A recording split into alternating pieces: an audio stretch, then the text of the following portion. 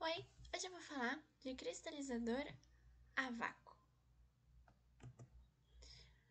Bom, o processo de cristalização acontece quando a gente tem uma solução, onde a gente tem um soluto que quer cristalizar e um solvente que a gente quer evaporar.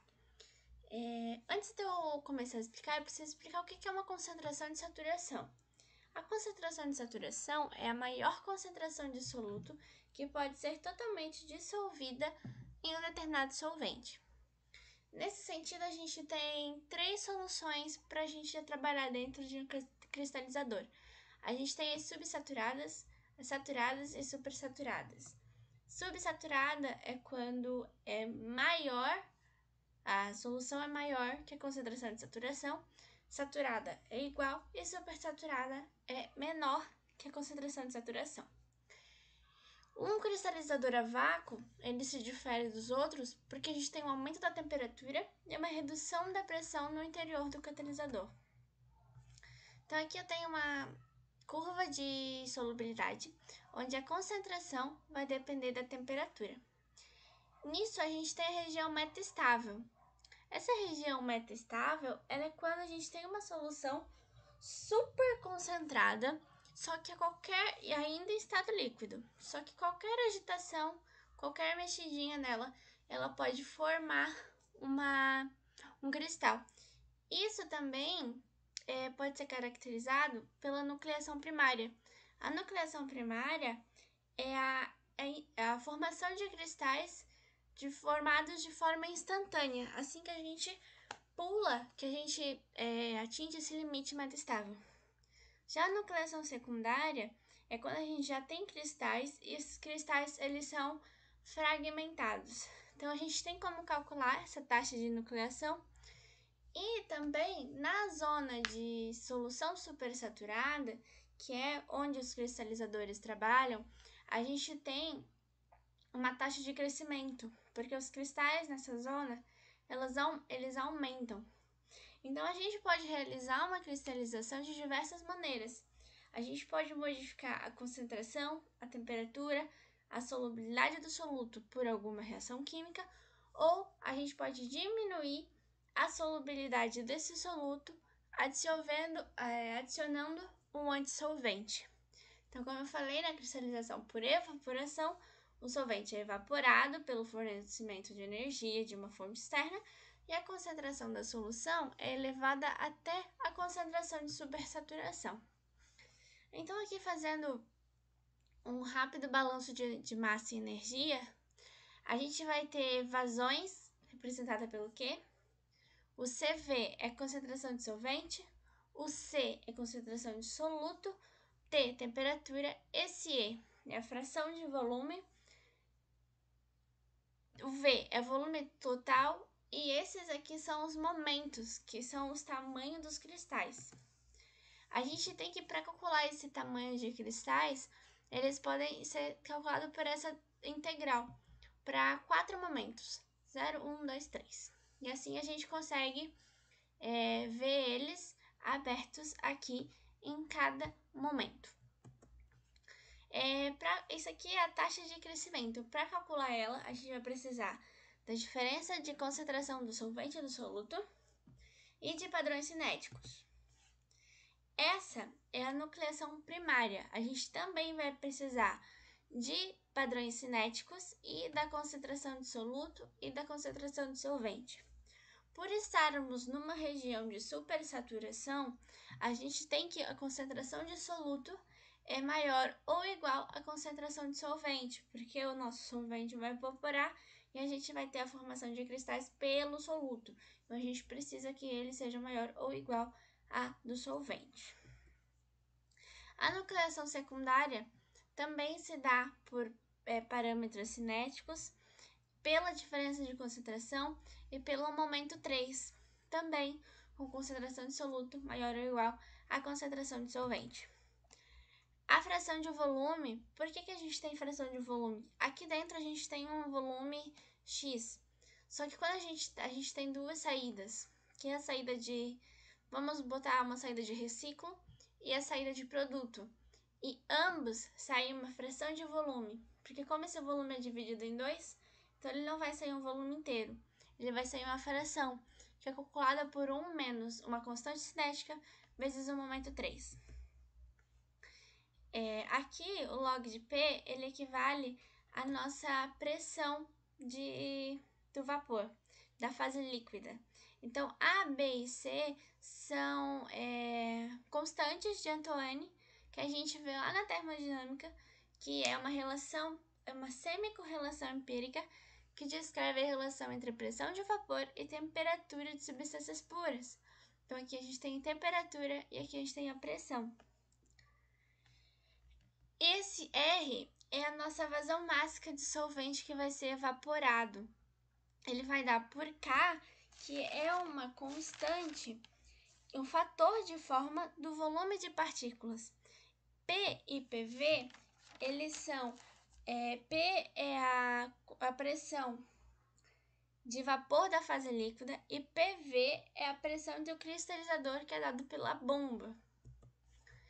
Aqui a gente tem alguns padrões que a gente gostaria de saber durante o processo, né? Então, a gente tem, para calcular, a concentração de soluto em determinado tempo, a concentração de solvente em determinado tempo, para a gente saber, em determinado tempo, qual a temperatura que está dentro desse cristalizador, e o último, para a gente saber o volume da fase líquida em determinado tempo. E aqui a gente tem o tamanho médio, o desvio padrão e o volume calculado nesse cristalizador. Então, é momento 0 por momento 1, momento 1 por momento 0, momento 2 por momento 0, menos momento 1 por momento 0 ao quadrado. E o volume é o momento 3 vezes uma constante cinética. Então, o que vai acontecer nesse nosso cristalizador? A gente tem uma entrada e aqui a gente tem uma bomba de circulação. Então, vai entrar essa nossa solução e esse aqui é um trocador de calor que vai jogar para dentro do cristalizador. Aqui a gente vai ter a saída de produto e a recirculação do que não foi cristalizado.